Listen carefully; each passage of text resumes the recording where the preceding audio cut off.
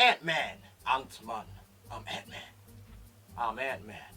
No matter how many times you say Ant-Man in how many different voices, it just doesn't sound good, does it? Welcome to Big Screen Little Screen. My name's Cavell Gardner, and today I'm going to be talking about my review for Ant-Man.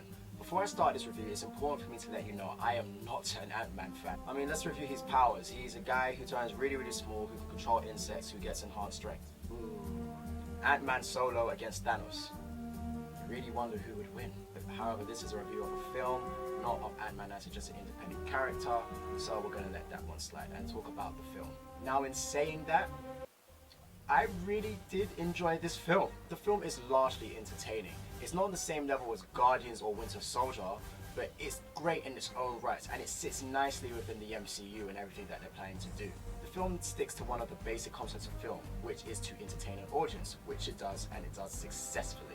There isn't a moment in this film where you think, what the hell is Marvel doing? You're entertained from start to finish. Okay, not going so much into the film because it's worth a watch and I don't want to spoil too much for you. Let's just go into the basic concepts of the film. The film starts with an opening to 1989 and we see a young Michael Douglas / young Hank Pym walking into a SHIELD military facility, Triskelion. Basically seeing me an aged Agent Carter and an aged Howard Stark, and he's basically pissed off that they tried to recreate his invention. The invention known as the Pym particle. Basically the formula that Hank Pym uses to become Ant-Man.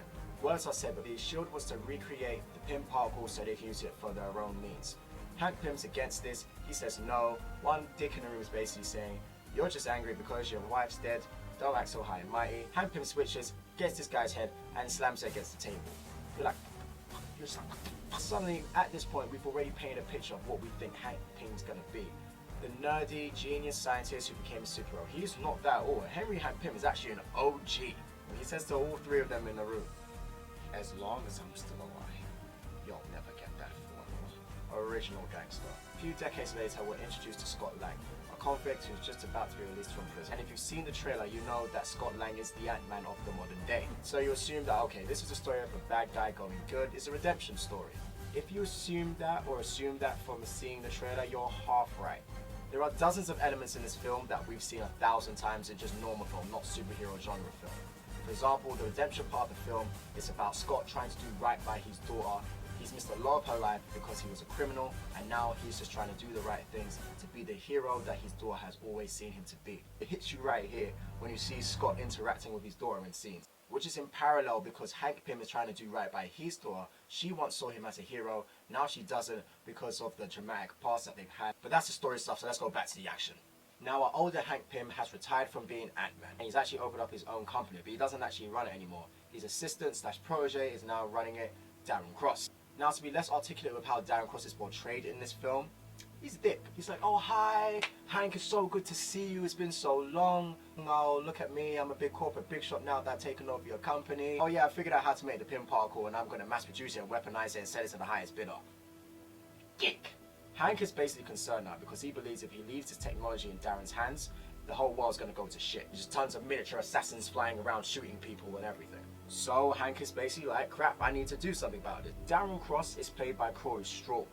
Very good actor, powerful presence, but I don't feel like they gave him a lot to work with acting as Darren Cross. You don't really understand what his motivations to becoming evil are. Like, he's just a dick for no reason. You were Hank Pym's protege. You studied under him. You're smart, clearly got money, got a lot of power.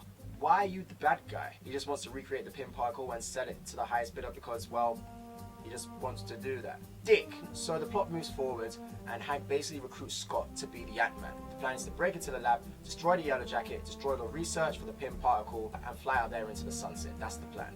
Like I said, you have fun with this film. The training scenes are probably the most interesting part of the film. It does take up majority of the film, but it's entertaining to watch. You especially enjoy the concept of the ants and how they're used. It's like you've got the electrical ants, the builder ants, the attacking ants. I'm not too sure that electrical ants is a real thing. Is that a real thing?